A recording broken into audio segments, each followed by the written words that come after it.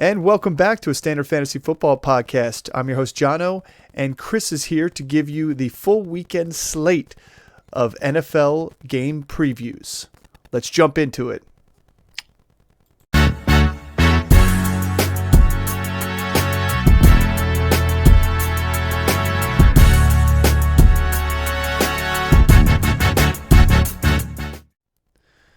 All right, so let's talk quick about some of our favorite starts, sits, and sleepers of the week here before we start to break down these matchups. So, Chris, who do you got as a start of the week? Who do you love?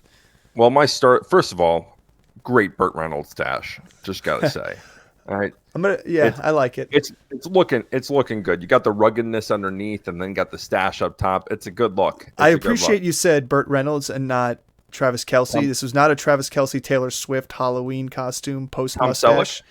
Yeah, this is more of a lifestyle decision. Magnum PI, baby.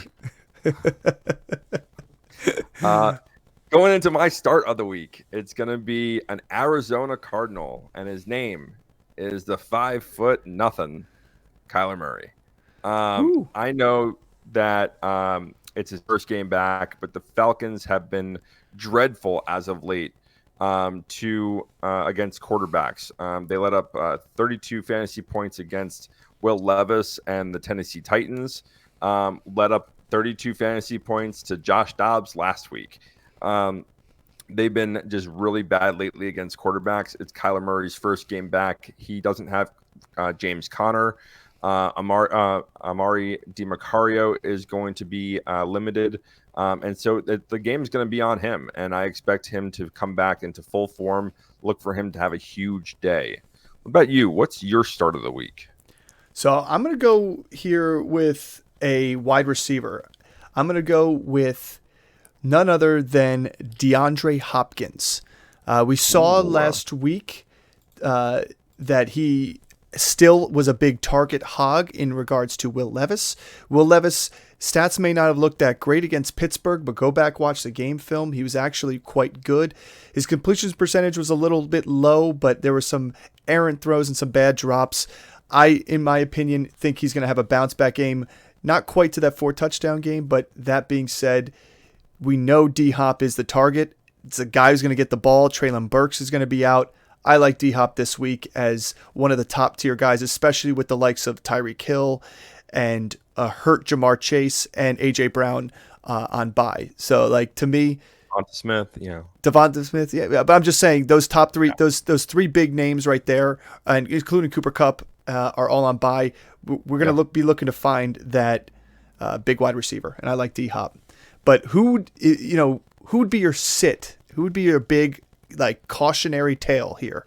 Yeah, I mean, I know the stats against Pittsburgh against wide receivers are pretty bad. They've been getting torched against wide receivers, but wide receiver one for Green Bay Packers is Christian Watson, and he has failed to have over 3 receptions the entire season. He's only had one game where he's topped over 50 yards, and it was in his second game back where he had 3 receptions and 91 yards, but he's not getting the volume, he's not getting the catches, and he's not getting targeted in the red zone. And against this defense, I think Jordan Love is going to have a real tough time settling down in the pocket and being able to throw deep. I'm avoiding Christian Watson in every format. Mm-hmm.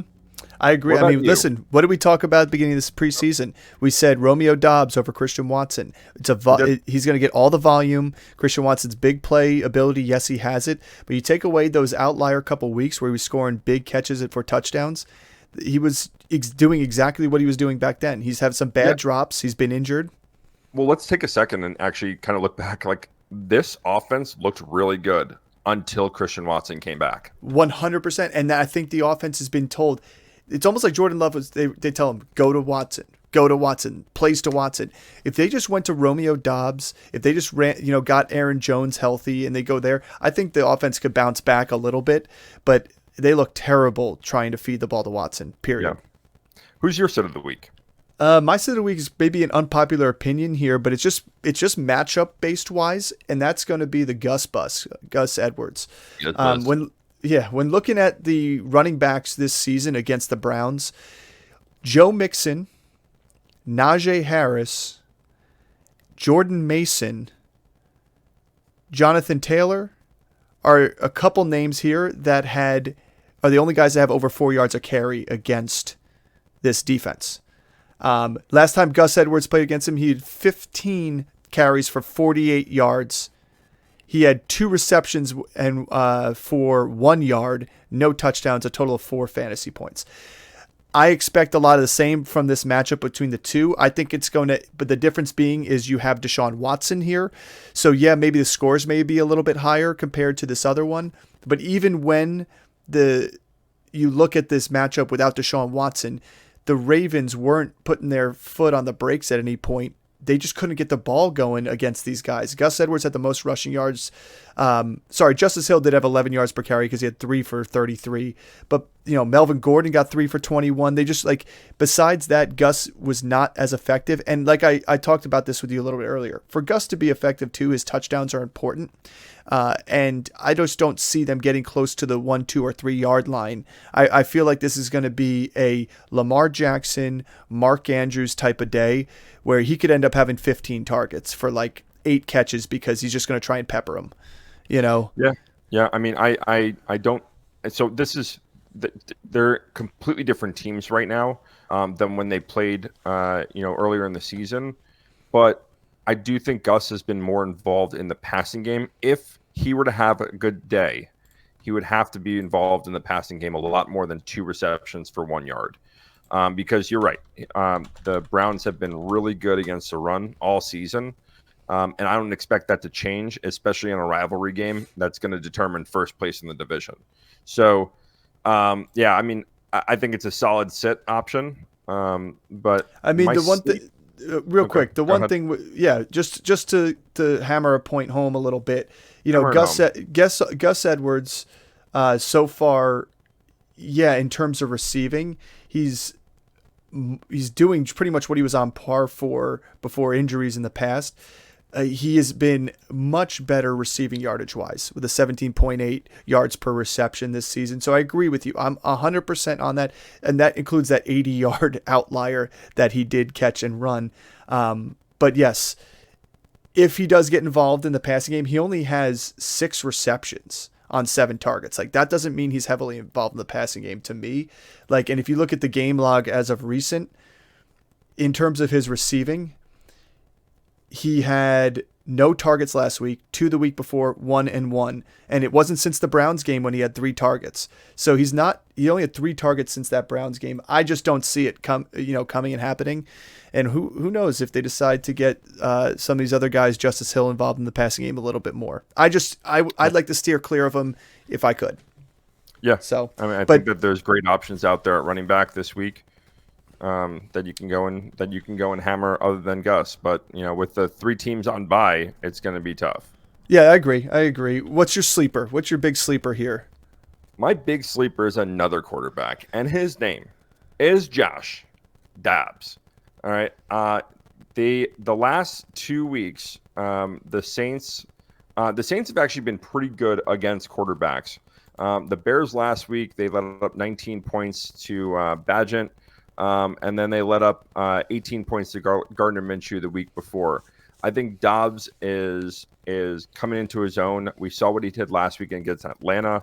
I think he has a running upside, not even a rushing upside, a scrambling upside that can lead to bigger points. I like him as a really good, especially with Tua on bye, and Burrow on bye, and Mahomes on bye. I think that Dobbs is a sneaky option to play in a good matchup against this Saints defense at home for the Vikings. So it's an away game for the Vikings or the Saints defense. I like this matchup. Really, really good for Dobbs. I think he's going to continue to. And hey, Jefferson may or may not be back. I don't think he's going to be back for this game, but if he is, that's just a bonus. Yeah, well, I mean, he still has Addison and he's not going to have KJ Osborne. He's still in concussion protocol, I believe. But you saw what he could do without KJ Osborne at the end of the game. You know that Jordan Addison can play against top coverage and still win routes. And you have TJ Hawkinson. I agree. I think the weapons he has, he's much better off than he was in Arizona. And he was fantasy relevant in Arizona. Right. So who's your sleeper? I'm going to stick with the same team of my start of the week, and that is the Titans quarterback Will Levis, named the quarterback for the rest of the season. And let me tell you why. It's not only because I like what I saw from him for the past 2 weeks. He had no touchdowns, and I would write off that interception. It was the last play of the game, going in trying to make a play into the end zone with no timeouts left. That being said, he's playing a Tampa Bay Buccaneers defense that's not only hurt in the secondary, but the last 4 weeks have surrendered some massive games to quarterbacks. They even gave up 250 yards to Desmond Ridder through the air. That being said, they also only have one interception in the past 4 weeks, and that was to the interception leader in the NFL, Josh Allen. So you had 350 from you had 350 yards from Goff, you had 325 from Allen, you had 470 last week to CJ Stroud. And I'm not saying this is going to be a massive repeat of a Stroud performance here. But that being said, look what happened in Atlanta. They sat there and said, we are going to stop Derrick Henry and make this kid throw. Tampa Bay can't stop the pass. They're going to try and limit Henry again as much as possible, and they're going to let the strong arm Will Levis sling the ball around. I'm looking at something like I could see him hitting. He had 263 against the Steelers, good defense last week. He could probably hit 300 this week and a couple touchdowns. Like that's that's what I'm saying. 300 plus and a couple touchdowns. So when it happens, you could say, Stash was right. It's bold. It is bold, but I just think this Tampa Bay defense is struggling, especially with injuries. And what can they do? People are having a hard time covering D-Hop as it is. If he just peppers D-Hop the whole game, he could win. He doesn't have to throw to anybody else, but he can, because they're going to have to struggle and find there. He's been hitting Derrick Henry out the backfield, has been working. Tajay Spears out the backfield. He's been using his weapons often. And the one thing I like about him the most, and don't mistake it for holding the ball in the pocket too long. He is waiting to the right possible time to hit his receiver open and not just try and get rid of the ball early. He's going through his progressions, and he's not afraid to take the hit, which is tough to do as a rookie. He doesn't look scared back there. But yeah, that's my sleeper of the week. Cool. Let's get into the full slate. All right, into the first game of the week here. We'll talk about our Patriots versus the Colts, the early morning game out of Germany. Germany, grab your beers, yeah? Grab your pretzels and beers, yeah? Now, the Colts have actually been a team that's been putting up pretty good points here and there, and they've been giving up some points too as well to other teams. They're a defense that's still trying to find an identity, but they are a pretty good takeaway team. Doesn't make me love Mac Jones here. In fact, we don't like anybody else besides Hunter Henry and Ramondre Stevenson. Those are the most trustworthy pieces here. Juju's targets per route run are pretty high, but he's not playing that many snaps to get the amount of routes run that you're looking for out of a starter. Demario Douglas is going to be our only receiver if you're going to start one, and then that's if he's healthy, because it looks like he's been dealing with a lower body injury this week. Yeah, I think he's going to be good to go, and if he is going to go, I do like him as a sleeper option. I think his workload, since Kendrick Bourne had suffered the ACL injury, his workload's been increasing more and more. And he looks really good out there. He looks solid catching the ball. They're getting him involved where they can. And the simple fact is there's no pass catchers there. I mean, like Juju, Juju's Juju. He's not breaking big plays. He's not really getting out there. DeMario's a guy his ADOT is not that great, but the fact that they're involving him more, he has breakaway speed, and he can make one person miss and take it the distance. He hasn't done it yet. I get that, but I do like his involvement increasing more and more, which is why we like him as a sleeper. Hunter Henry and Ramondre Stevenson are the only guys I really like in this matchup. I think Ramondre's really come on as of late. I think he has a really good rest of season schedule. I just traded him away off my team, and I'm perfectly happy doing that. But because of what I got in return for him, but in terms of his play the rest of the season, yeah, he's going to split touches with Ezekiel Elliott. But this offense is not very good. This defense has been vulnerable at times, and Ramondre's been on the field for almost every 2-minute drill and passing down situation. And he's been utilized heavily out of the backfield as a receiver. So you got to love the opportunity there, even though the rushing yards are down. Minus last week where he broke off a 64-yard run for a touchdown. But we've seen that, again, he has breakaway speed, and all he needs is one seam. And if this offense gets it together, he can be a late season run at the playoffs. Be really, really nice to have in your pocket for that. Yeah, I think he's definitely a good. It's tough to buy low on him after that big run. Last week was your chance to try and buy low on him for the rest of the season, playoff push wise. What I will say is about Demario Douglas. I think if you look at the scope of what happens with these young receivers when there's injuries ahead of them, they're not scripted into the game plan early on. Now that he's got a couple weeks in here, if healthy, I'm sure they're working ways to get him some wide receiver screens, some bubble screens, and different things to get the ball in his hands and let him do the work with his legs afterwards. When you're early in your career and you're down on the depth chart, when you come into a game, you're not necessarily game scripted into plays like that. You're scripted into normal little route trees, and I think that's something that the Pats, if they want to be successful, are going to have to start doing with him, is trying to get their best athletes the ball. I agree. The new screen is the rub route, and I think that they need to start giving him some opportunities on the rub route.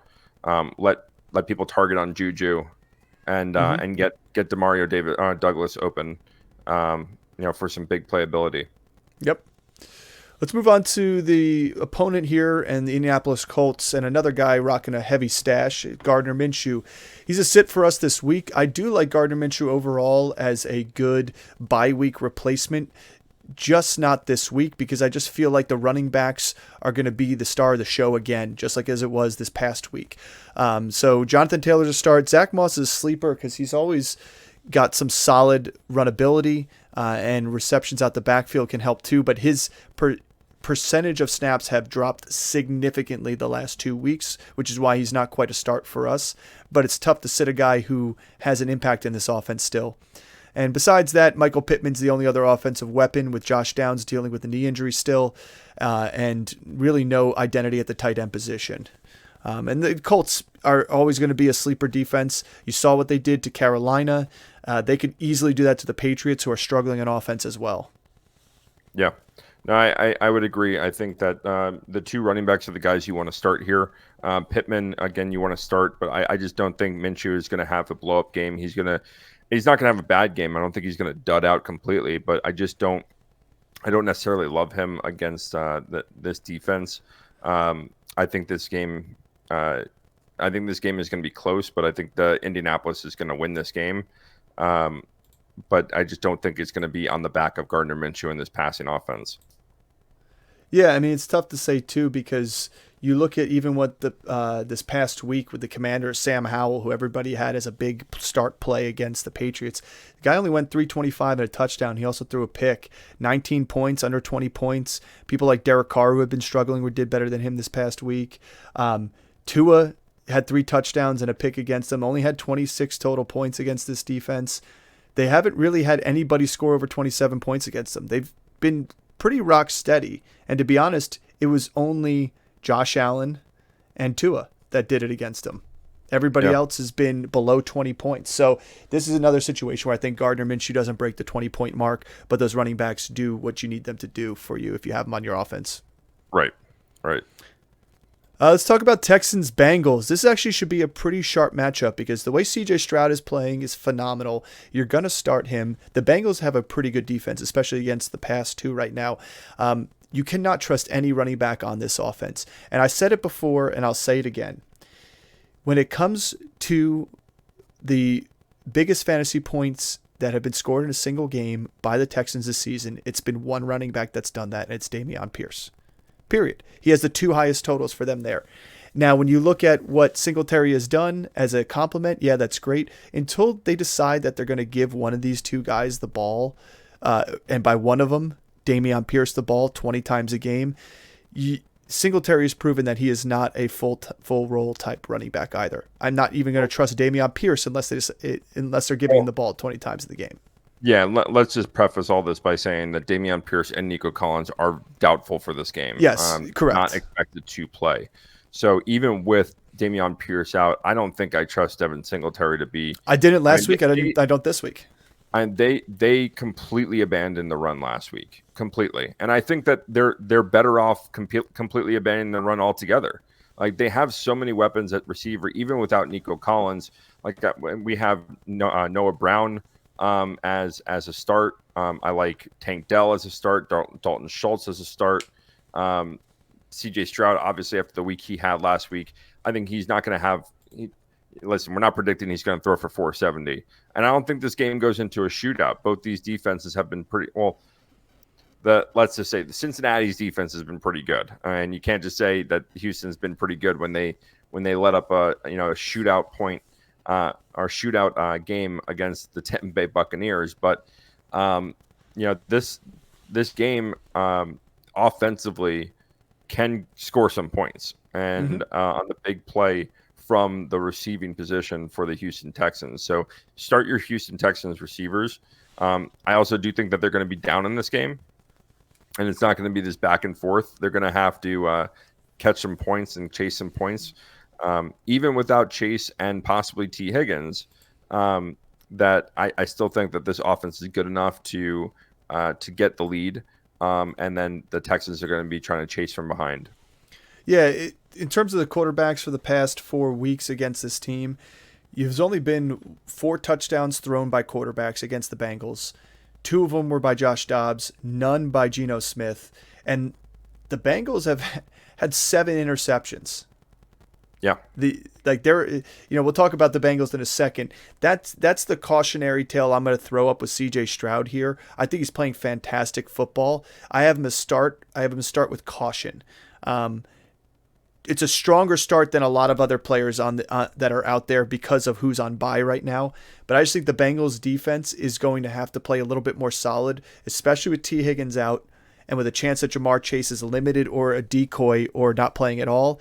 It's going to be on the heels of this defense if the Bengals are going to win the game. And this could be a lower scoring game than people expect too. Yeah, I don't expect this game to shoot out by any means, but I do expect there to be some points in this game. I think Burrow's good enough, and the receivers here are good enough with Boyd, Iosivas, and company to put up some points. And listen, I know that the Bengals have had a lot of interceptions the last couple of weeks, but CJ Stroud's protected the ball really, really well. And so I don't expect him to be reckless with the football, throwing it out there. He's been really good with hitting his receivers en route. His receivers have been really good with catching the ball and not dropping it or having these deflections that pop into the air.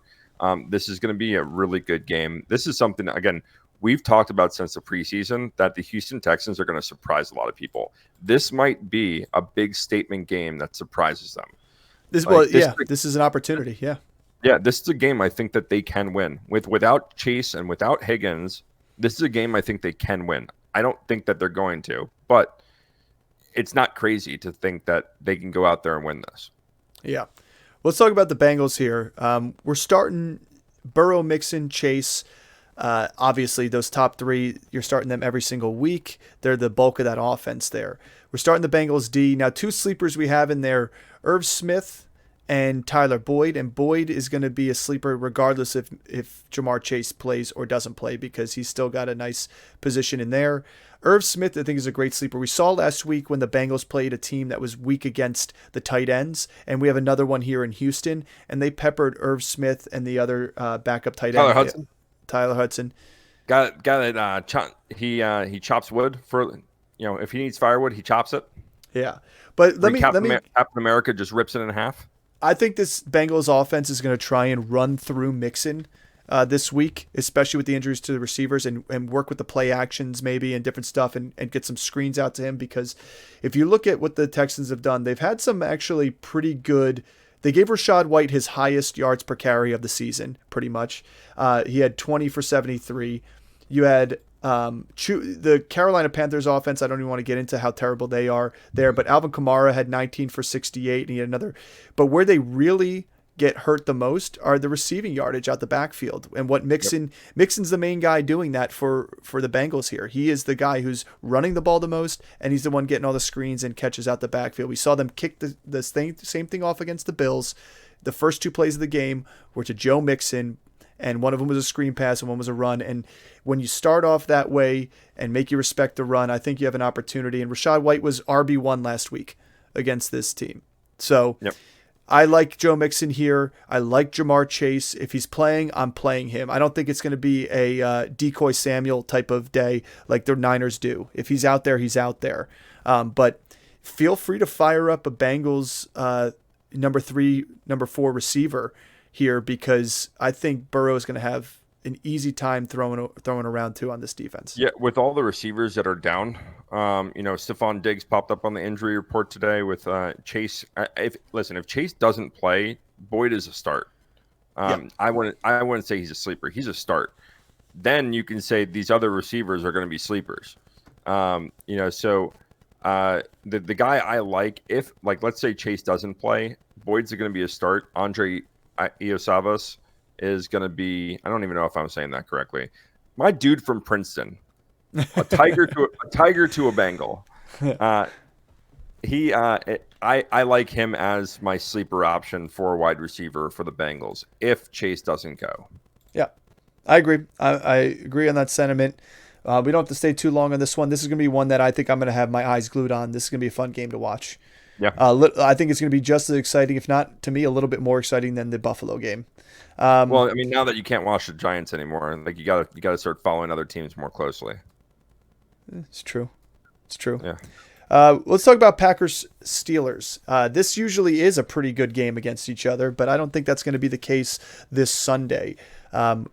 Chris and I were talking about a little bit earlier about his sit of the week, and he's obviously a sit for both of us. We're only starting Aaron Jones and Romeo Doubs, and the beauty of Romeo Doubs this week to week is that the dude is still top 10 in touchdown receptions for receivers this season. He's got 5. He should have had 6. It bounced off his hands and ended up in another player's hands. But to me, he is the guy that Jordan Love leans on, is going to look to in that red zone. When push comes to shove, he's the one who's going to have the biggest opportunity to score a touchdown outside of Aaron Jones. So, well, my argument here with Dobbs is that, if I think Watson, I do think Watson is a bust, but I did start that comment by saying that the Steelers have not been very good against wide receiver. They let up 20 plus fantasy points to wide receivers against the Titans, the Rams, the Texans, the Raiders, and the 49ers. Yeah. They've been good. They were good against the Jaguars wide receivers and the Ravens wide receivers and the Browns wide receivers, but everyone else has just absolutely dominated them. So I think Dobbs is in line for a really good game here, and maybe another receiver not named Watson. Musgrave, I think, is a solid sleeper option, but I would still caution on. I think that there are other tight ends that I would start over him, and even with Goddard hurt and Kels on bye, there's still other tight ends I'd like to start. I mean, you go and Taysom Hill, if you haven't picked him up, go and snag him. He's tight end 1 last week, and there's some great options out there. Cade Otton is another guy that was a sit for us, but I would start him over Luke Musgrave. But yeah, Aaron Jones, I think, is starting. They're starting to realize that this offense needs to run through Aaron Jones, and it can't be through Jordan Love. The love boat for Jordan Love is over. Well, we talked about it earlier. I just think it's partially his fault, but I think it's coaching. At the end of the day, you remember when Aaron Jones and LaFleur got together and the arguments that they had on how the play calling was stripped away from Aaron Rodgers and making decisions at the line and doing all that. And they were terrible until he started taking over again. Jordan Love was doing just fine while Christian Watson was not scripted into this offense. As soon as he came back in, it has been terrible. They've had so many 3-and-outs. They've been trying to go deep on him often, and it doesn't work. He's dropping the ball. He's getting covered properly. You got to go back to your bread and butter. You got to go to Aaron Jones. You got to go to your best go-to receiver in Romeo Doubs, and you got to trust Luke Musgrave, your tight end. And I think they will be just fine if they did that, and they will be in this game if they do that. It's the same. It's the same thing with the Steelers with George Pickens and Deontay Johnson. Look how much better they are. Yeah, and to that point is Watson's been in 5 games that he's played this season, he's been targeted 25 times, and he's not catching the ball. No, he's not. So you have to move on. Pick your shots with him. But this is kind of what we said in the offseason, that he has the big play ability. But if he's not having the big play, he's not doing anything. He's never Correct. been a volume guy, and have him on your team as being the big play. If you're throwing him volume and he's dropping half the balls that go to him, then you're going to have the 3 and outs. You're going to put yourself in long down and distances, and you're not going to convert on third downs. And Yep. Jordan Love isn't an elite quarterback to where he's going to go and scramble and find open ways. Like, Love's been okay, but he's not been like I said, the sentiment is that since Watson's come back, this offense has just taken a shit.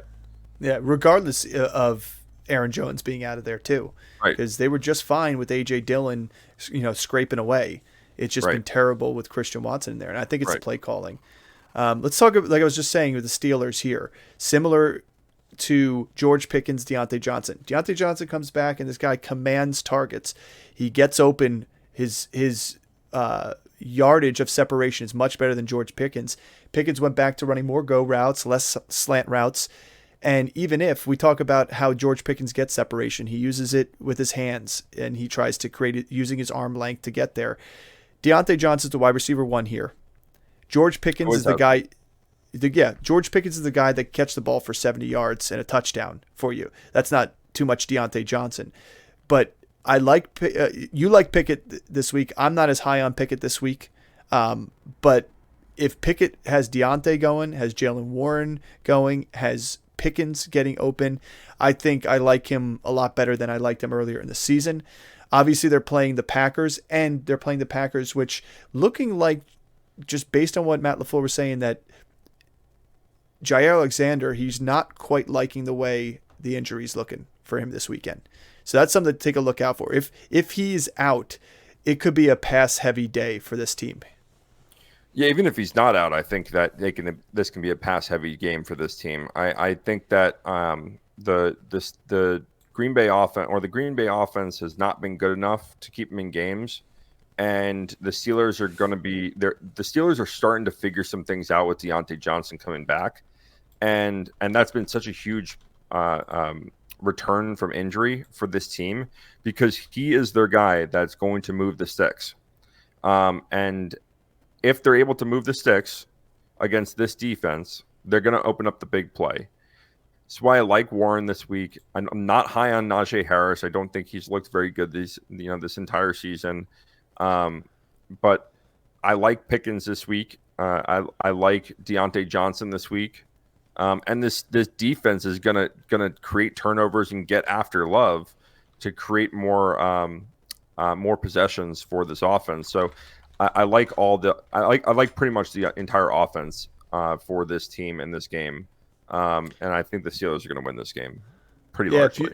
To me, if you're somebody who is taking a look at some players that you have on your team that have really nasty fantasy playoff schedules, like tough, difficult ones, go ahead and look to try and, like, Deontay Johnson and the Steelers don't have a fantastic one, but he's the perfect type of person to go a 1-for-2 trade situation, because people aren't thinking too high of a guy like Deontay Johnson, but the value he brings and the targets he's had in the past 2 games being back on that field, he's had 23 targets in 2 games.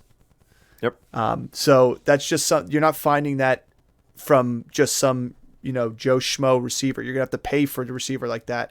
And somebody's probably going to sell you him at a low cost because they think he's on the Steelers and they're not going to be doing anything. I think this team is scary with Mike Tomlin as a head coach.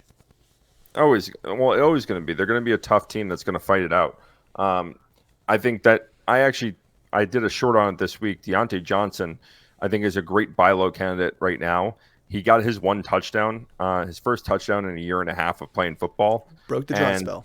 Yep, broke the dry spell. And now that burden is off of his shoulders, I expect him to get into the end zone a lot more now. Like, they have realized now that he's the answer, not Pickens.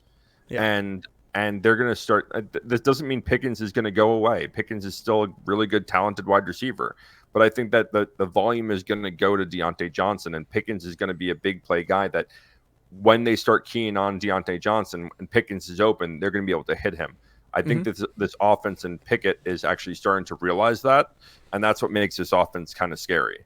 Yeah, I agree with you too. With Kenny Pickett, I know we're taking a long time on the Steelers here, but I think it's important because this team used to be a run-heavy identity team, and you're starting to see a little bit different. Now, Jalen Warren's been pretty good with the run yardage, but they're doing more outside type of runs, not between the tackles. They're not in the trenches like they used to be. Najee's got some low yards per carry.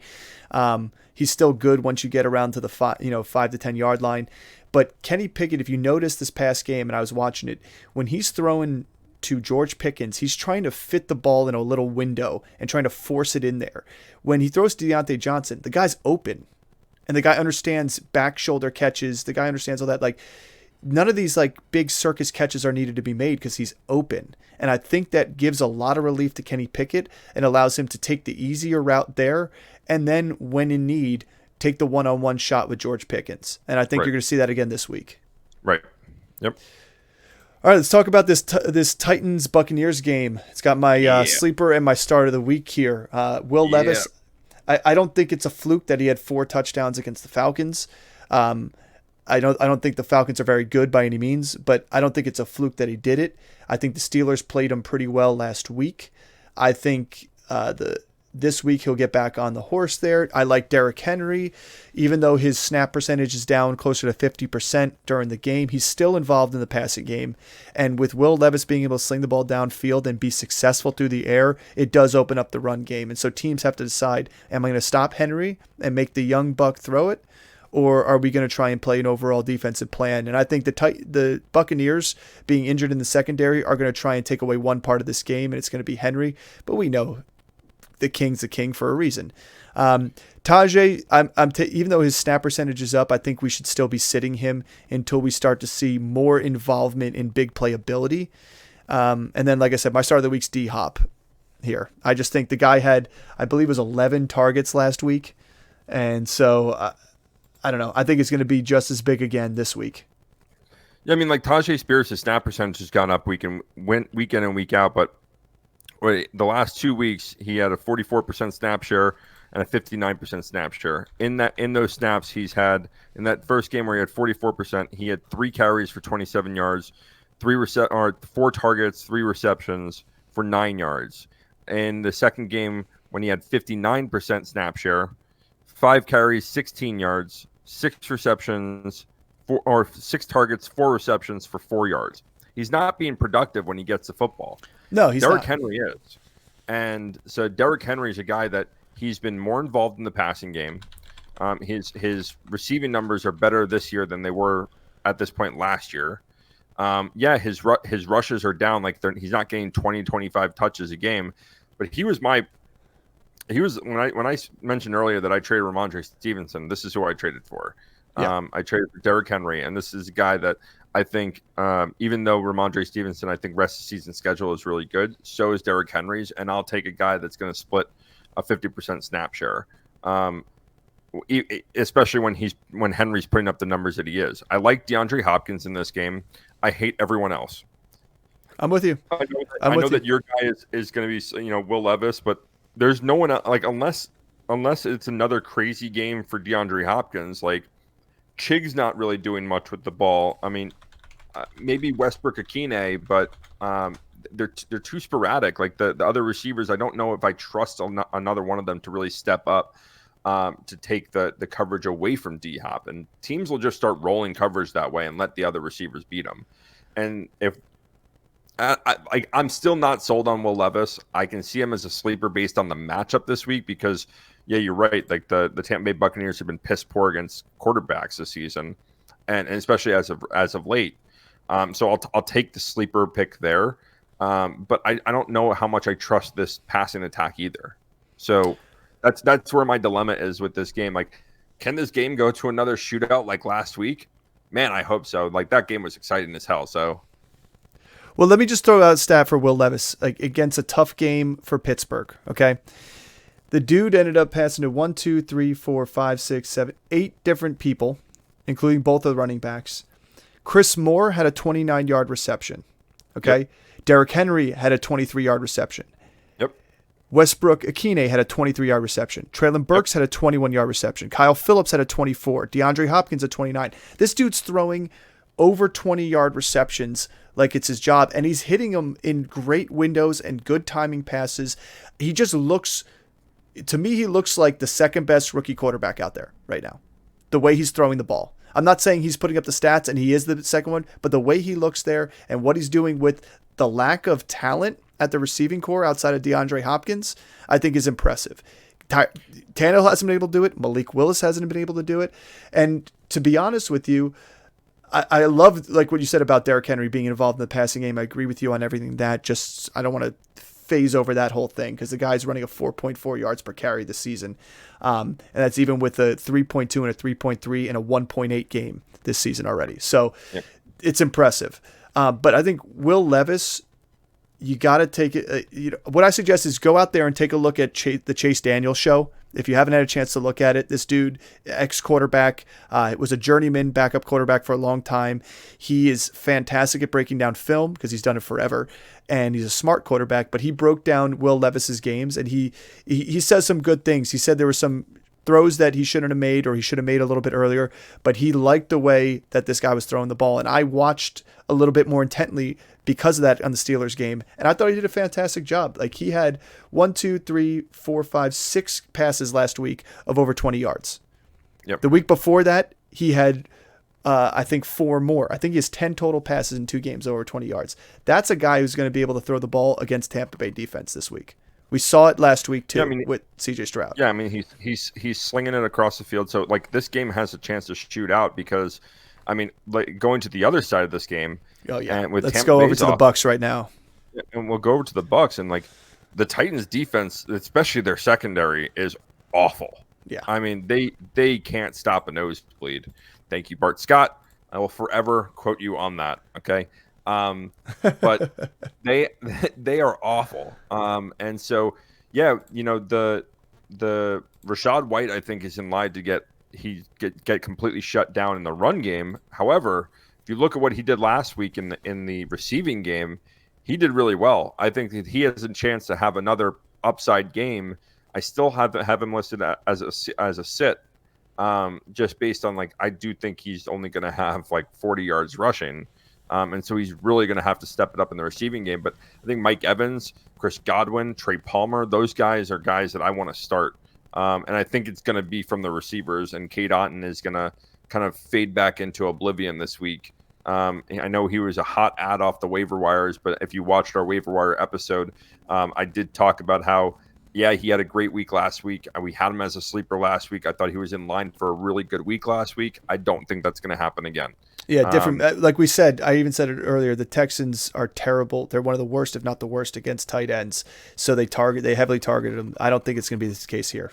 Well, you saw Godwin, and I mean, like that game shot out last week, and Godwin and Mike Evans really did nothing. Yep. Yeah. Well, and here's the thing. I don't see that happening 2 weeks in a row. No, I agree. I agree. Not against this defense. Not against this defense. I do like Rachaad White. I know you got a caution on him here too, and I'd say put a caution on him but if you look at the recent stats, caution, I got a caution on him. You got a caution on him. Cautionary tale. No, the past 2 games against the Falcons and Steelers, Najee Harris had a 4.3 yard per carry. Jalen Warren had an 8 yards per carry. Bijan Robinson had a 5.6 per carry. Najee and Bijan both scored a touchdown. This past 2 weeks showed a little bit difference in a run defense for the Tennessee Titans than they have earlier on in this season. Besides the outlier of Zach Moss putting up 165 and 2 touchdowns that game. So I think this is a situation where, yeah, the receptions are going to come there. There were 7 receptions to running backs against Pittsburgh when the Titans did it last week. So I think they're going to find ways to try and stop them. But again, if Baker can throw the ball downfield and Godwin and Evans are doing what they're doing, I think they're going to start letting up to the running back too. So I do like White this week as a good option, especially coming off his big game there. Well, that's the thing is White is a really talented receiver out of the backfield. And so I think if he gets shut down in the running game, I still think he has a shot to have a really good game as a receiver. And again, last week it was Rachaad White and Cade Otton that had the big games for the Bucs. I think that Mike Evans and Godwin are going to be a little bit more involved this week. So if I think that you got to take some of those receiving numbers away from Rachaad White and Cade Otton. So I don't think that Rachaad White's going to blow up and be RB1 again this week, but that's why I have a caution on him. That's why I'm pumping the brakes because I don't think that the straight rushing numbers are going to be there. Well, I will say they've given up on average 92, 93 yards per carry, a 4.2 average, it's almost 4.3 average this season. They've only given up 5 touchdowns on the ground to all season, so it's not a ton in 9 weeks. But that rushing numbers are pretty high for a team that was much more stingy last year to the run in terms of yards per carry. So I think the numbers could be there, but they're not. Rachaad White's numbers aren't ever going to be your premier RB1 rushing numbers. His passing game is going to help him, and so I do agree with you that he could lose some targets there. But Baker does like to check down. Let's move on to the Ravens-Browns. Ravens-Browns.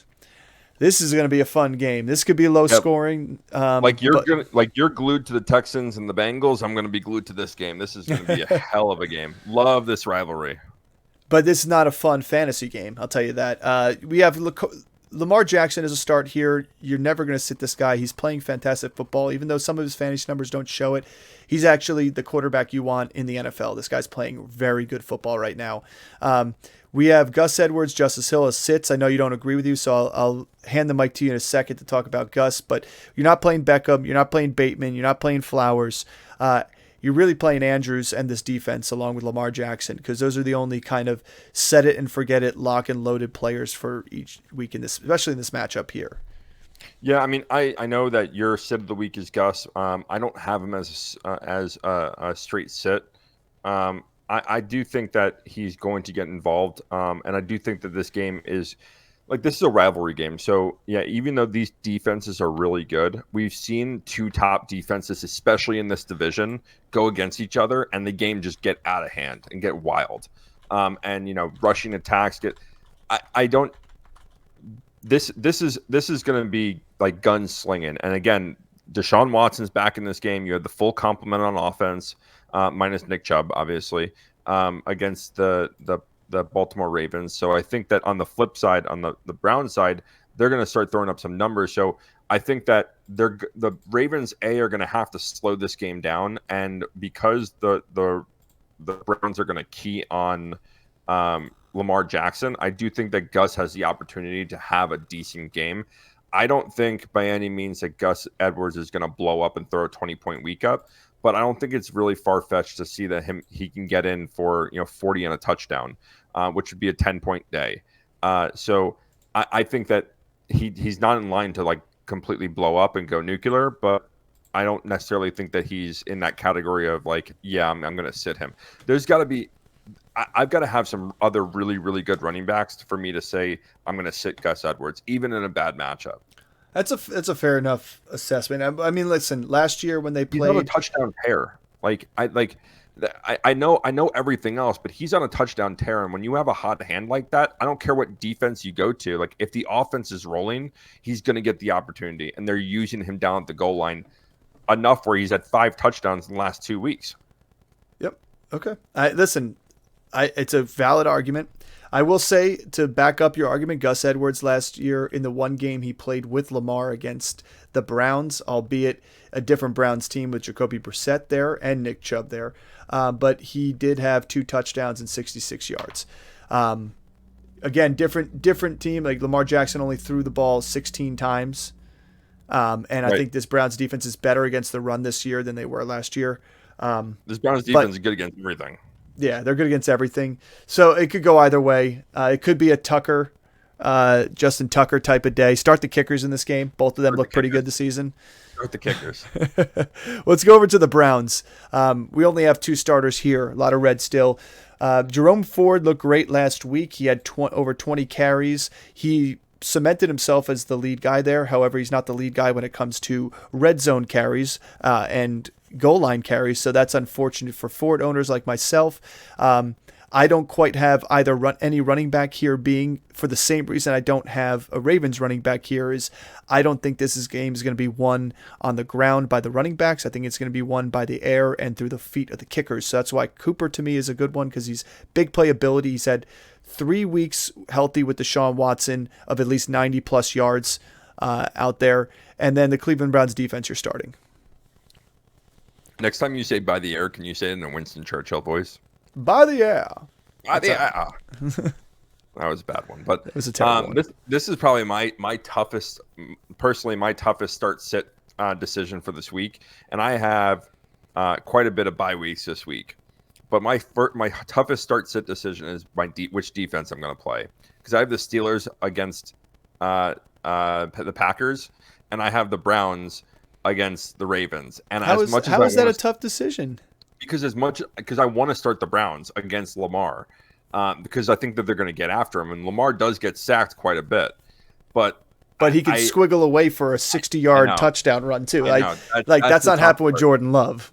I'm really pushing towards the Steelers, but I think at the end of the week I'm going to look back and be like, oh, man, I should have started the Browns. But that's a good problem to have, though.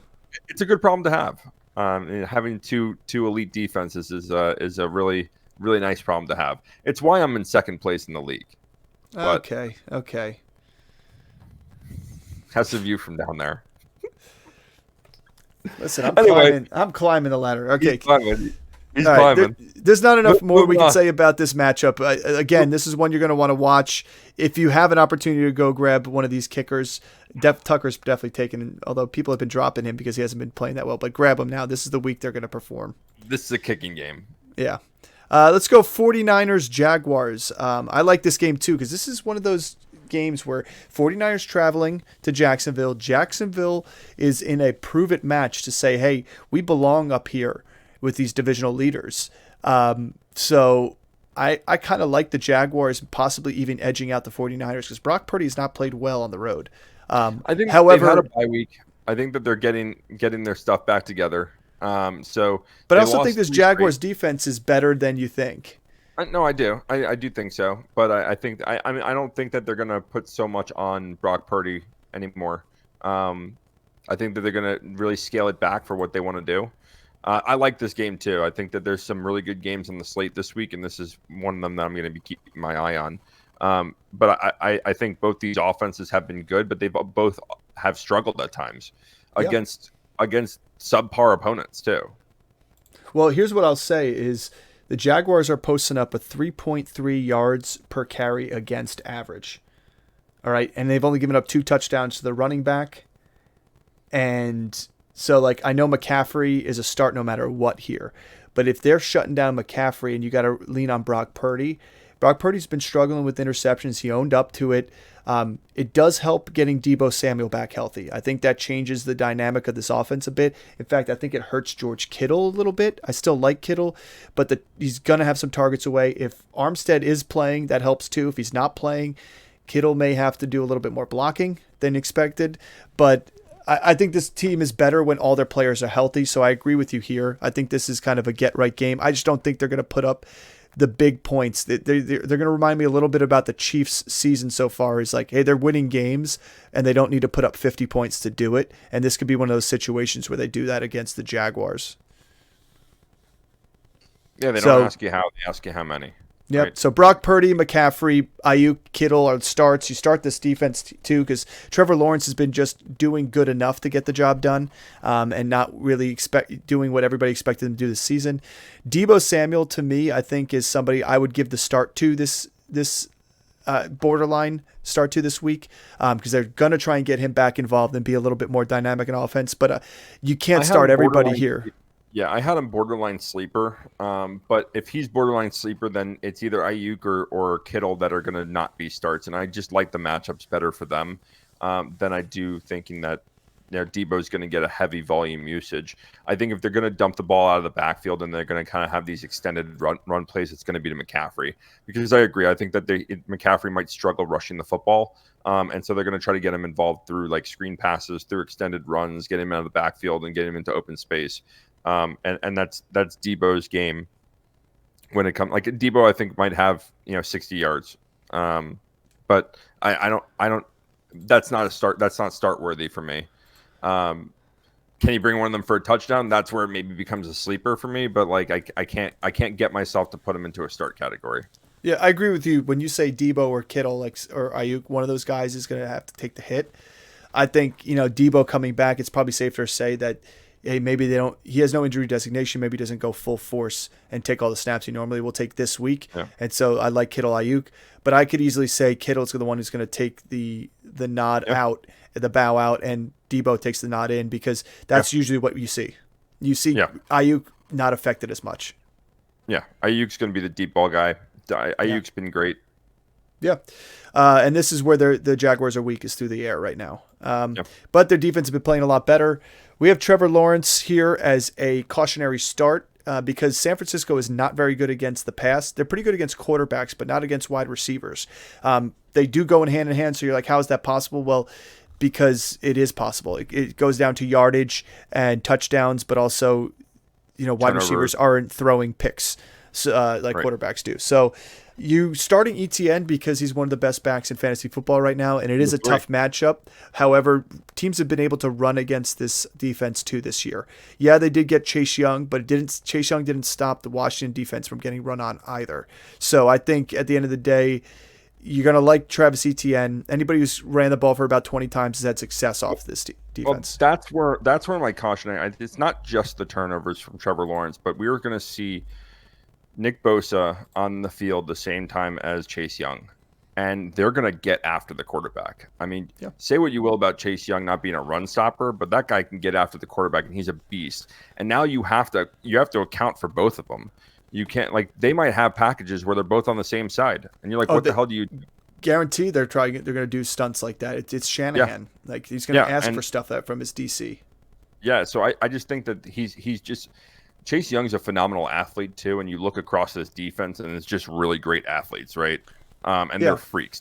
And so I don't necessarily like playing a quarterback against a team that is going to be able to get after him on every play.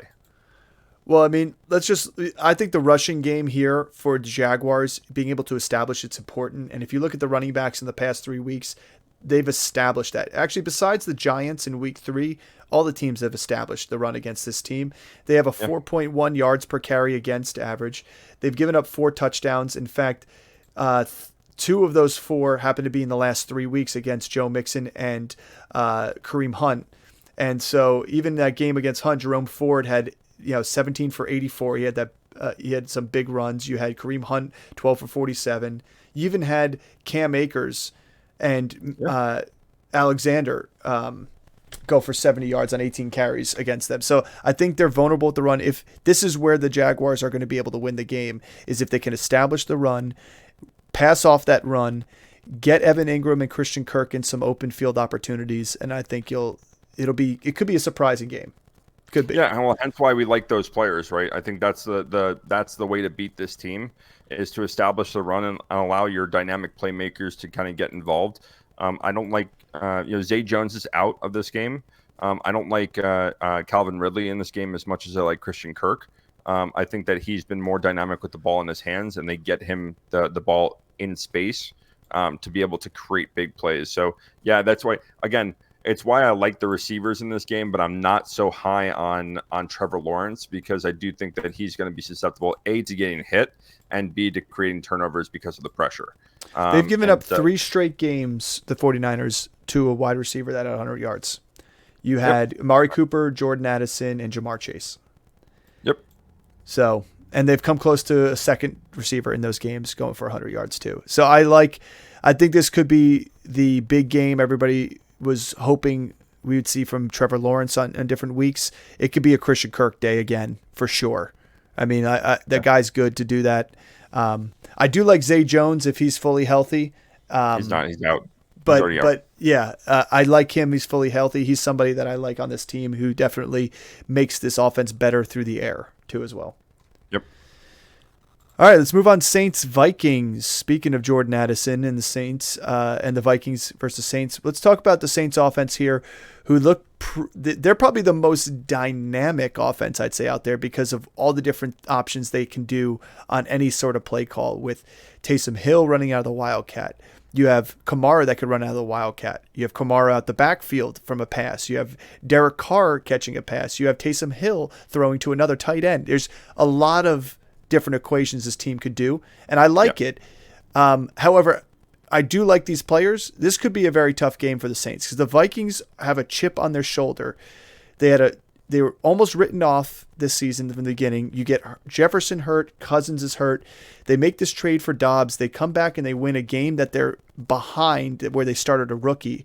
Like there's some life in this team, and it's scary to play a team like that, in my opinion.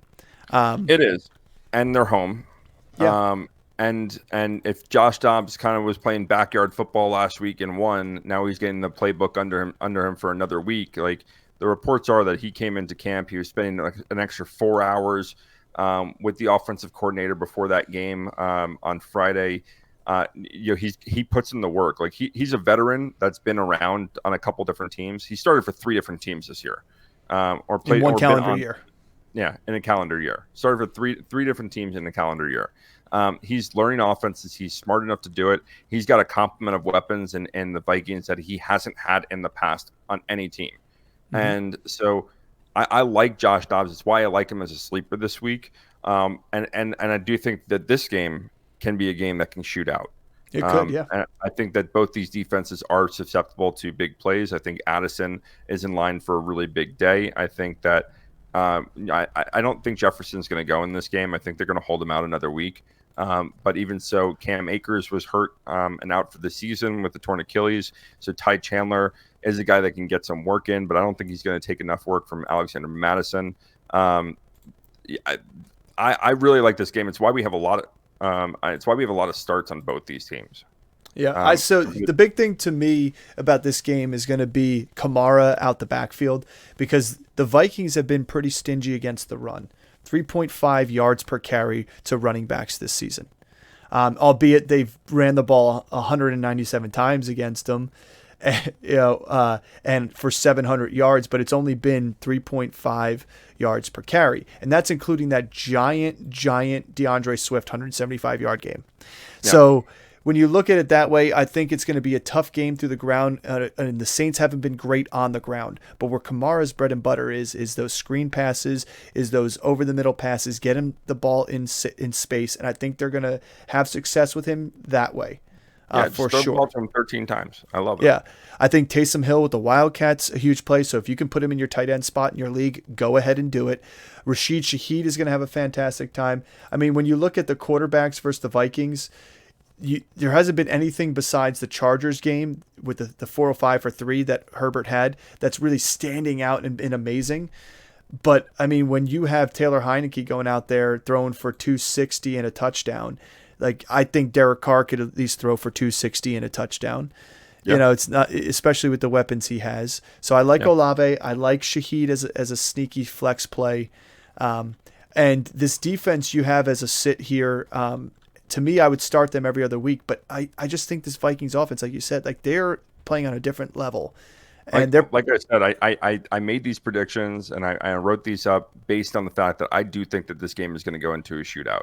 Like I think that both these teams can put up points. Mark it here. We both said it last week about the Buccaneers and Texans game and what happened. Like this could be our game this week here. Yeah, really funny. Like the guy in our league that has Taysom Hill, his quarterback is Jordan Love, and he's really been struggling at quarterback all season. He also has Sam Laporta, and he did tell me today that he's going to start Jordan Love, or he's going to start Taysom Hill at quarterback and Sam Laporta in the tight end position this week. I said, hey, if you do that and you win, then that's great team management. Hey, like if they allow you to do it in the league, which our league does, because he is listed in sleeper as quarterback and tight end, then go ahead. Although our rules do say something a little bit different. Yeah, I mean, I don't think that makes sense to do it, but I was like, hey, listen, if you can get a win by doing that, then it's a bold move. It's a bold move. Let's talk about the Vikings here. Yeah. So we'll switch back over, and T.J. Hawkinson, Jordan Addison both starts. My sleeper of the week is Josh Dobbs. Again, he looked great last week. Yeah, he didn't throw for a ton of yards, but he came in in the second quarter of that game, third quarter of that game. I think it was second quarter. I think it was the end of the first quarter. He still threw for 166 and 2 touchdowns. Ran for another 60 plus yards and a touchdown. He's looked good in scrambling the ball, and I've said this kind of in the last 2 weeks that since he was traded, he made the Arizona offense competent. And that was like just a bad offense, and he made them competent. So give him some weapons and some really good weapons, and I think he has a chance to really be a prolific. I mean, he's not going to be a top 10 starter in this league, but Can he start? Yeah, I think he's not just a streamable option. I think he's a good start the rest of the season. Well, I mean, if Tyson Badgett can go out there, throw for 220 and 2 touchdowns, albeit 3 picks too, but if he could still go 220 and 2, what's to say that Dobbs can't do 220 and 2? Plus, right. Tyson had 8 for 70 yards on the ground too. Like Dobbs could do the same thing. Like that was a 19-point day with 3 picks, and Dobbs has been a little bit better with the ball and and not making those bad throws. So I agree. I think Dobbs is a good sleeper pick here. Definitely a great streaming option out there. And it could be, to me, rest of the season, great streaming option for you, especially if you're somebody who has Justin Fields or who lost Kirk Cousins. So Alexander Mattison, we already said it. Mattison is a decent enough play because there's not many people behind him. Running backs versus the Saints this season it's been a little bit interesting, but they're still giving up 4 yards per carry, and in the past 3 weeks they've given up all their touchdowns they've given up on the season. That was to the Jaguars and the Colts mostly. But even the Bears last week, 23 carries, 91 yards total as a crew. Most of it coming from Deontay Foreman, where he had 20 for 80. So I do like Mattison this week. This could be probably his best game of the season because I think they'll start to work Ty Chandler in a little bit more. Yeah, I do too. Let's talk about Dobbs' old team and the Cardinals versus the Falcons. Before we start, this is the 4th week in a row we've had a matchup between birds. The NFL is great. Love it. Battle of the Birds. Battle of the Birds. Call! Tweet! Don't ever tweet. Don't ever tweet.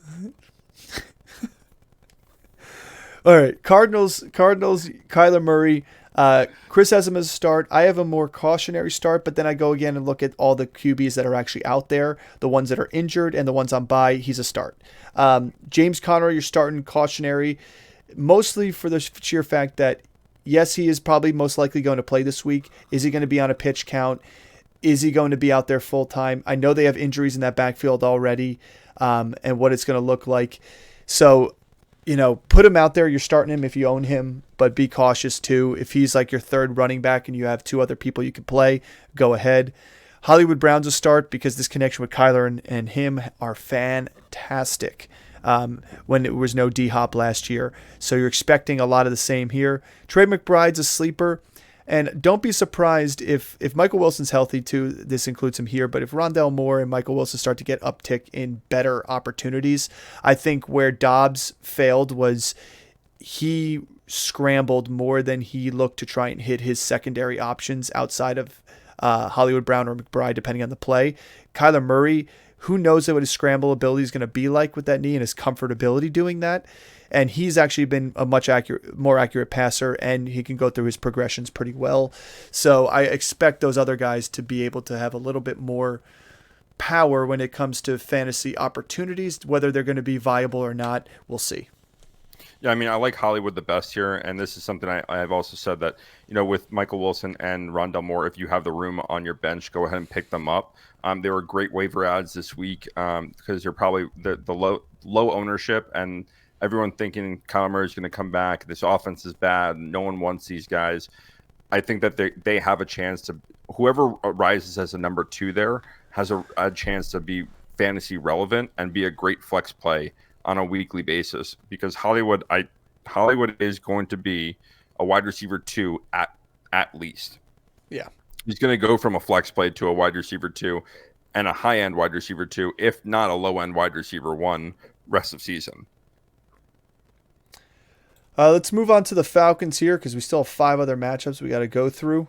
And I know we've been a little bit long-winded, so thank you all for sticking it out with us. Don't forget to like and subscribe, hit that notification button so you get all this information on a daily, weekly basis as we drop stuff. If you have any questions, leave them in the comments. We'll be happy to answer your start, sits, and trade questions. I know we're coming up to the deadline for fantasy trades, if not already passed in your leagues. If you have an option out there you're sweating, send it our way, and we'll tell you if we like it or not. So let's talk about the Falcons here. Taylor Heineke, I like what he's doing. I think he makes that offense better. We kind of knew that, and I think it was just a matter of time until he had his opportunity. Bijan Robinson, until he gets goal line carries, he's always going to be cautionary to me because he has opportunity to get the touches and the yardage. But Algier has been just hawking hawking those touchdowns. So I like both these running backs here. Drake London seems to be healthy, practicing full for the second straight day. He's a go-to against this Cardinals defense, as are Kyle Pitts and Jonnu Smith. Both seem to be viable with Taylor Heineke. Jonnu especially, the way they're using him in screen passes and different stuff, what you expected they would be using Kyle Pitts more for. But he's a pretty good athlete himself. And this Falcons defense, to me, I have as a start this week.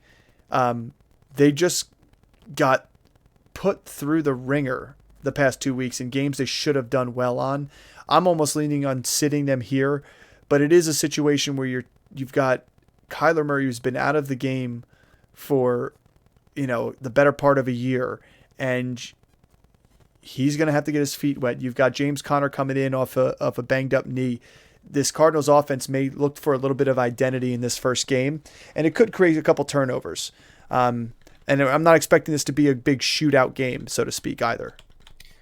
This is the one I'm going to I would disagree with you on. I think that 2 weeks ago Will Levis just absolutely annihilated this defense, and then last week Josh Dobbs came in and did the same thing. Kyler Murray is a better athlete and a better quarterback than both those guys, and he's recovered long enough. He's been out, his ACL has been ready. They've been holding him out. And so I think he's going to be good to go. They weren't going to rush him back. They didn't play him last week against Cleveland. He was ready to go last week. And that was a smart play. That was a smart play, though, because it would have been dumb to put him against the best defense in football right now. Get tuned up. It made perfect headlines, But yeah, I mean, this is a week where Kyler is going to get his feet wet. He's going to be in the kiddie pool, but he's going to get his feet wet. And then this is a defense I don't want to start against that. No, and that's why I said I had him as a start here, and I said I lean towards a sit. But the one thing I will say is before Dobbs, even when Dobbs first came in, Dobbs got sacked for a safety. Dobbs got strip sacked too as well. Dobbs almost had an interception that was dropped. This team can cause turnovers because they're a quick, fast defense. I mean, it sucks that they lose Jarrett for the season, but they've been pretty decent.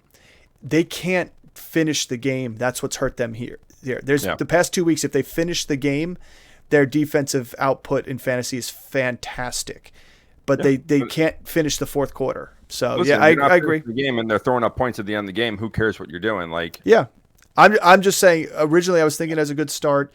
You have Kyler as your start. I'll concede and make this a sit, and agree with you on that one. Yeah, concede. So let's move on to Lions-Chargers. This is another fun game here, too, as well, especially the Chargers coming off a fantastic win on Monday night. Was it, though? They played the Jets. Come on. I'm just saying to rub it in. Yeah, I know. I got to be happy about something. At least I'm not a Giants fan. Yeah. You're starting everybody here for the Lions, except Josh Reynolds is the only one we're saying sit here. Just because we got to see, this, it's not going to be so big. They're not scoring 52 points on the Chargers. But maybe. That being said, I like Jared Goff. I like both running backs here because I think they're going to find ways to get them on the field both at the same time, and they're going to both have their own roles. Because don't forget, Jamal Williams last year and DeAndre Swift were here. When they were both on the field, they were both successful in the game in their own ways. Even if Williams was scoring the touchdown, DeAndre Swift was still running at a 5-yard per click average too as well. I think they're going to find ways to get them the ball. Amon-Ra St. Brown is a fantastic wide receiver in the National Football League. And Sam Laporta has been coming out to be a rookie, really good rookie wide receiver. And this Lions defense, I think, is going to cause turnovers. To me, Herbert hasn't been what I expected him to be this season. He's been a lot more of what he was last year. And he hasn't been great with the ball in his hands. And again, he's another season where his number 2 option gets hurt. And this team is having to lean on Austin Eckler out the backfield, as you saw with the Jets. And this is a tough run defense here. So I think it's going to be a tough day for the Chargers. I do too. Let's speak about the Chargers. Let's move on to them. Justin Herbert, start. Eckler, start. Kelly, sit. Keenan Allen, start. I mean, it's the bread and butter of this Chargers offense. Really, Everett's the only other one that could be a sleeper here. Last week, they got him involved on a great pass early. It was a screen pass where he rumbled, bumbled, and stumbled for 17 yards on some good missed tackles. And then they just completely got away from him. Listen, the Jets defense is was very good in that game, and they have been very good the entire season. The Lions defense is a good defense too. And so I think that listen, Quentin Johnson just hasn't been what we thought he was going to be. And even in the beginning of the season when he was drafted, they're like, well, it's going to require a major injury for him to really get a starting role. All right, so he gets a major injury with Mike Williams. Okay, great. So now we're like, all right, Quentin Johnson's gonna come in and do really well and be fantasy relevant.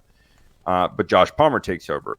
Josh Palmer gets hurt, and Quentin Johnson is the only other number 2 option, and he still is doing nothing. And he's failing to create separation. He's a big wide receiver, but he's failing to create any kind of separation from defenders. But that was his problem coming out of college. It was really that he was the big home run hitting type guy, where they got him the ball on a quick slant in space, and he had enough speed to beat some people. Yeah, but he's not even getting open downfield. So they're going to avoid throwing to him. So if Keenan Allen and Eckler can't be the only guys, I think Gerald Everett's in line for getting some more volume. And based on that play, I think that he deserves a sleeper option at the tight end position, especially against the Detroit Lions, who haven't been top of the league against tight ends. So. No, I mean, they gave up 2 touchdowns to Mark Andrews and 63 yards. They gave up 132 combined to all the Seahawks tight ends in week 2, 88 to the Falcons tight ends.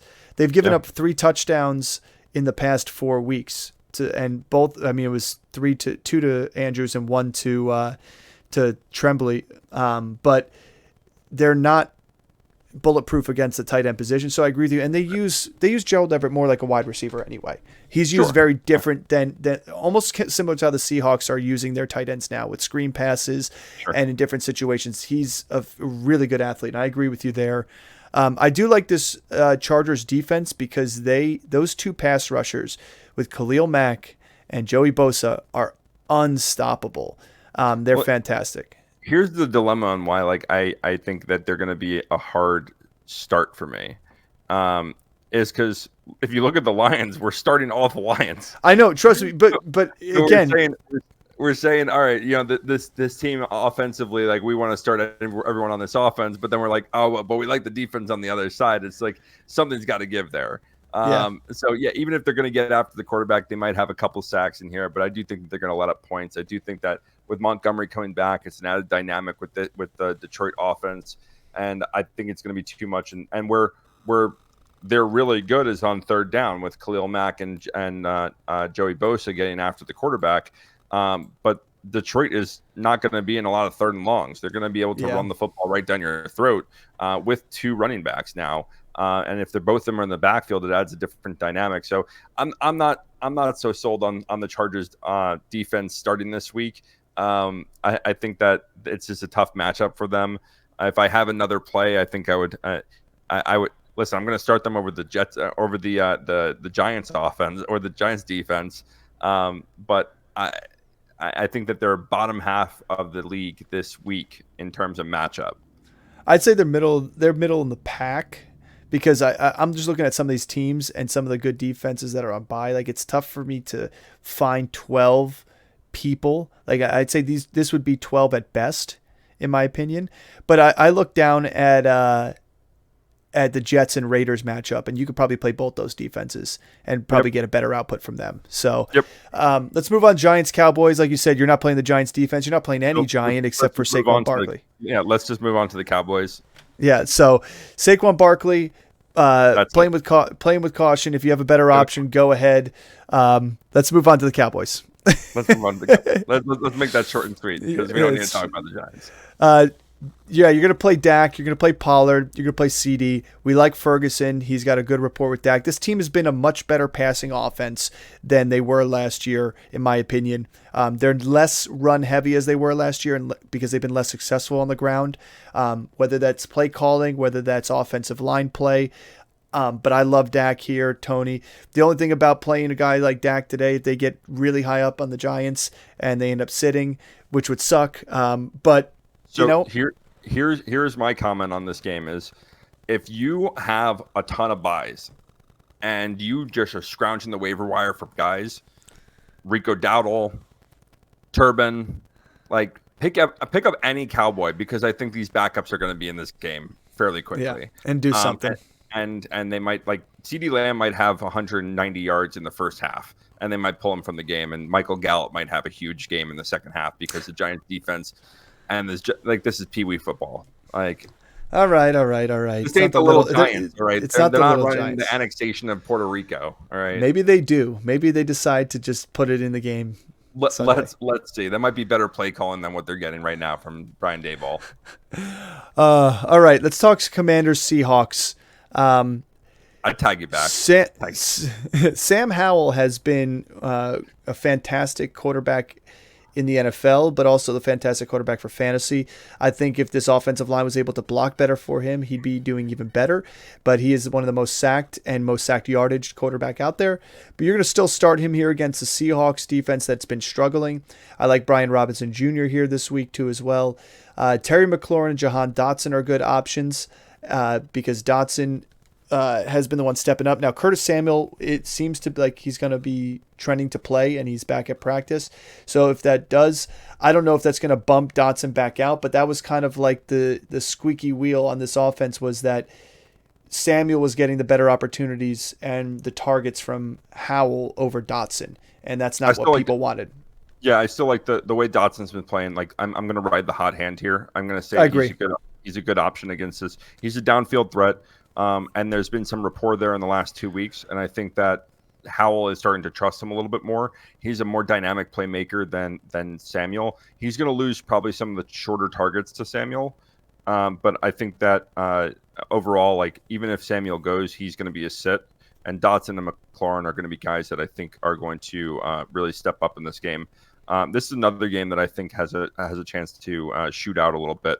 I think that Sam Howell. His defense can't. They lost their two best pass rushers, and they couldn't stop anybody before. Yeah. So. Yeah. But still, I mean, I don't have Geno as a start. So I don't either. That's why he's sitting on our waivers, and I'm playing Will Levis over him. Yeah. So I mean, even though they lost their best two pass rushers, the defense last week, considering that, didn't look like absolutely terrible. They didn't look great, but I was expecting them to just be like run on, be passed on, like that. Whenever a defense loses their top two players, typically what happens is the rest of the defense rallies and they start playing well. And so I do suspect that they're going to have some kind of life there. But I do like the other offensive players in this game. Let's talk Seahawks here. Yeah, let's moving into the Seahawks. You got Geno as a sit. Kenneth Walker obviously is going to be a start for us. He's been absolutely fantastic this season. Except for the past couple of weeks, but I expect to bounce back. Yeah, I mean, I expect to bounce back. Like, he's been good the entire season. They're going to have to get him involved because Geno's struggling throwing the football, and this offense is struggling to move the ball downfield, and he's their best option on sustaining an offense and sustaining drives. I like DK and Lockett both in this matchup. I do think that they have a chance to have really good games. JSN is going to be a sit. I know that he's had some good weeks the last couple of weeks, but I don't think that they're going to be able to sustain two receivers and just like the rest of the season. I think that the other two, DK and Lockett, are better options. I like JSN. I think I on the other side of the fence from you on that one, and I think it's because who do you like? I agree. Who do you set? Well, if you like JSN, like, well, I'm not saying like I'm not trying to argue with you. But like, no, I'd sit Lockett over JSN. I think Lockett started the season off as the end zone target here, and I think JSN has proved himself to be a weapon for Geno Smith, and they've built a little bit of rapport. They could be interchangeable to me, but I'm not going to write off JSN, especially in a situation where they can, where all three of these receivers could find the end zone this week. To me, Metcalf is getting heavily targeted. They're not very good targets, in my opinion, and I feel like Geno doesn't have the same touch that he's had on the ball and some of those deeper passes to him. I think Lockett's been his outlet, and then JSN has been sort of that guy when they're inside the 25, finding his way in the end zone. That's why I like JSN too, but sure. I'm fine with either one because I think Lockett is the safer one. Yeah, that's where the way it's kind of been is like Lockett and Metcalf are getting the volume in the middle of the field, and once they get into the red zone, JSN's been able to kind of squeak in for a touchdown. But like JSN's not heavily involved, so he's totally touchdown dependent. And that's the reason I don't like him, is because I typically don't like guys that are that heavily touchdown dependent, or only going to get like 3 targets a game. Tyler Lockett's had 17 targets in the last 2 games. He's only caught 11. I like, because he's been the relief valve for Geno Smith more than anything. Right, and so I like Lockett a lot more. And then the way that Metcalf's been peppered too, you have to like those 2 players. And then you're right, like that's been the kind of struggle with this receiver core, is that you have the between the 20s is Lockett and Metcalf, but then you get into the red zone, and JSN's been stealing some carries, especially like the touchdowns. So, that's what I mean. I mean, like but JSN has had 18 targets in the past 3 games, and to include the Browns and the Cardinals, and he's out of the 18 targets, he's had 13 receptions, and averaging around like a 13-yard per reception and 2 touchdowns. That's why I kind of like him. He's the hot hand right now. He's the one that Geno's able to get in the end zone. And yeah, it's not like double-digit targets and double-digit receptions, but I mean, if it comes down, push comes to shove, 63 and a touchdown, which he's done twice in the past 2 weeks against Arizona and Baltimore, 2 tough defenses. I mean, I like that. And he had 34 for 36 or 3 for 36 and a touchdown against Cleveland. Tough defense. Like I said, I think I can make the argument for anyone. So I think that 2 of these 3 guys are going to be viable. It's just a matter of which 2 of the 3 are going to be viable on a week to week, right? And so this week I do like DK, and I like Lockett a little bit better than I like JSN, even though JSN you're right, he has been targeted quite a bit in the last couple of games. In the 2 games that he had 63 yards and a touchdown, he had 7 targets in both those games. So if we think that he's going to get to that 7 target mark, then he's going to be in line for the game, for the start. And one of those other 2 were probably going to be the sit. I just don't think it's this game. Yeah, that's fine. Listen, the Commanders are terrible against the deep ball. JSN had a 35-yard reception against Baltimore, a 19 against Cleveland, and a 28 against Who's the deep ball guy there, though? Who's the deep ball guy there? Well, it's been DK Metcalf this season in terms of his ADOT. So, listen, in a week where you have all these big receivers on bye too, like you can flex JSN, and it's a boom or bust potential, whether it's touchdown or not. Well, would you rather have JSN or one of the Saints receivers? Would you rather have JSN or Shaheed? JSN. Just because it's matchup. Okay. Would you rather have JSN or Godwin? Godwin. Okay. All right. Yeah, I like Godwin a little bit better. Okay. Again, another matchup, but he's somebody to look out for. JSN too. Yeah. Let's go Jets Raiders. This is going to be an interesting game here. Let's talk about the Jets first. You're starting Breece Hall. You're starting Garrett Wilson. You're starting this defense. Until Zach Wilson proves otherwise, you can't trust him. And part of the problem is the guy's getting sacked. Like it's not him.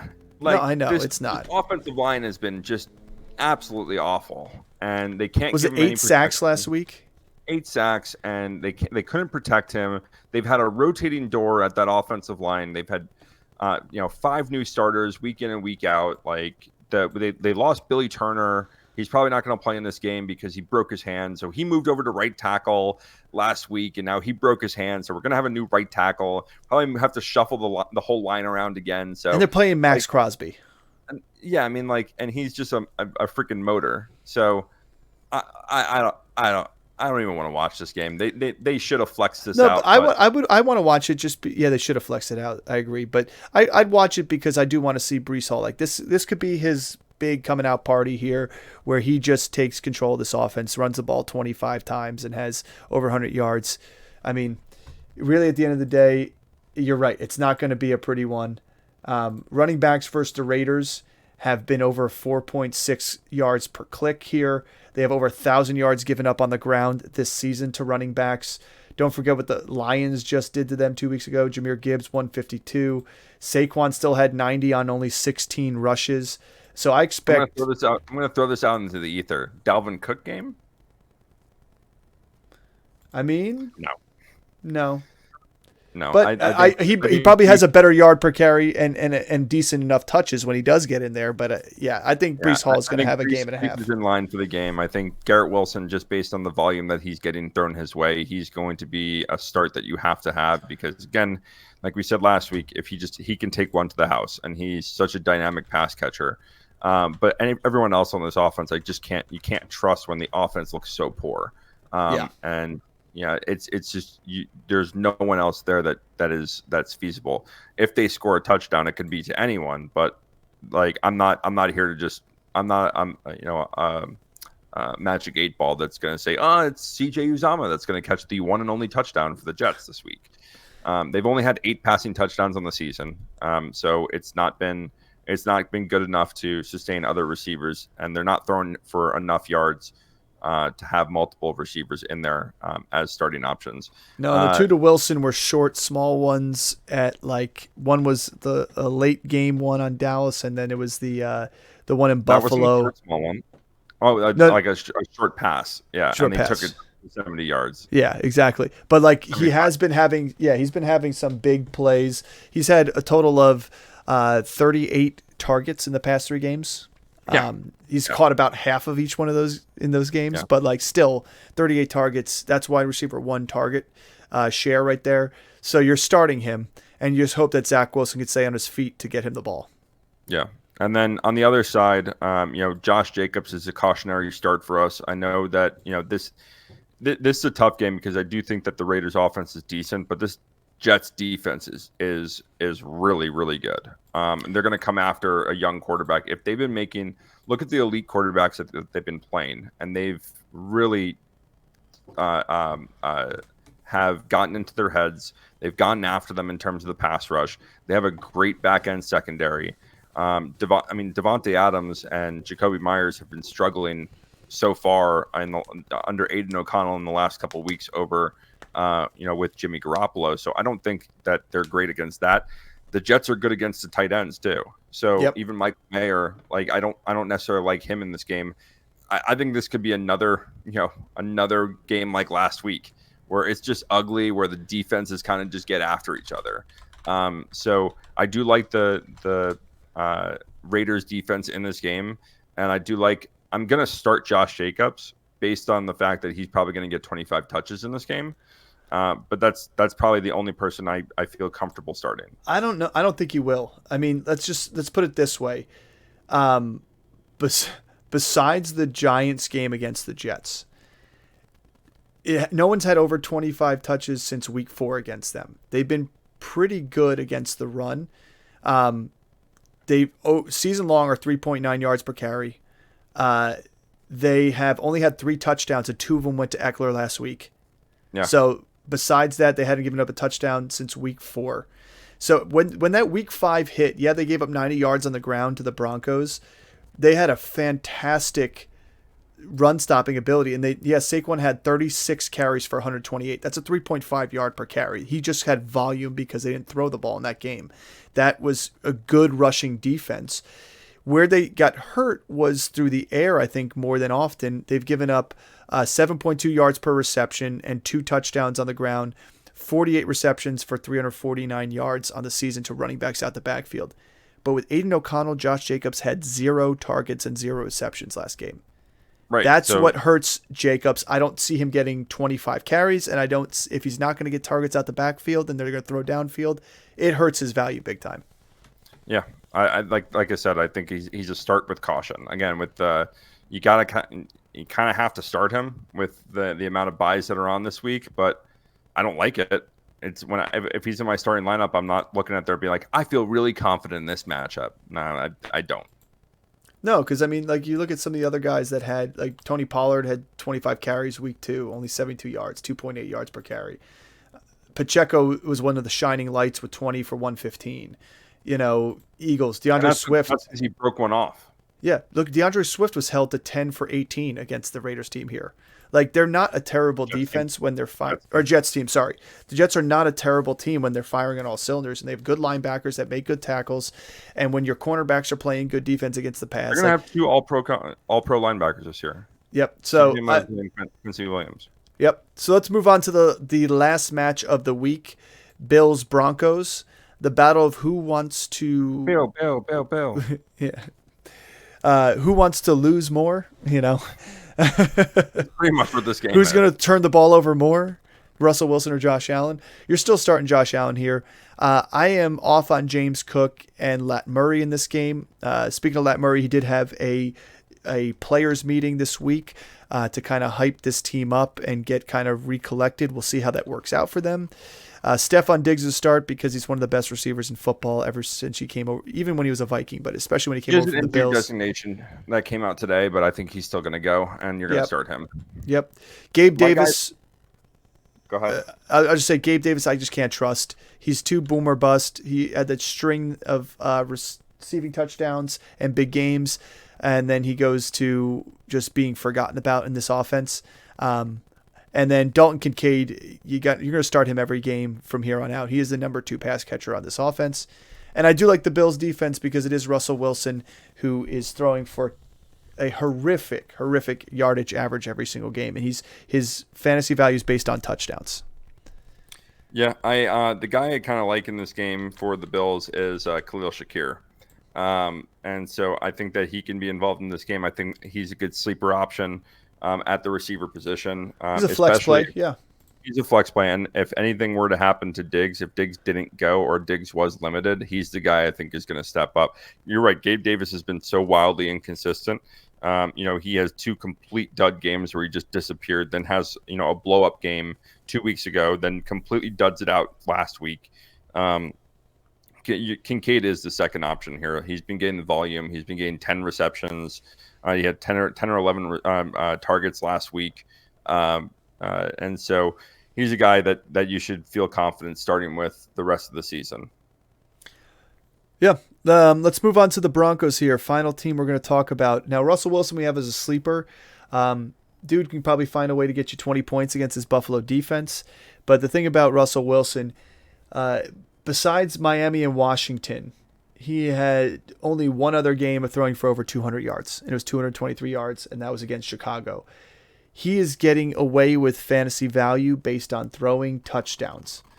2, 3, 1, 3, 2. Like, he is finding ways to get and late game heroics to get the ball into the end zone. If it works, it works. And I think this is going to be a game where he could possibly do that again, especially with Javonte Williams running the ball like we expected him to last year before his injury.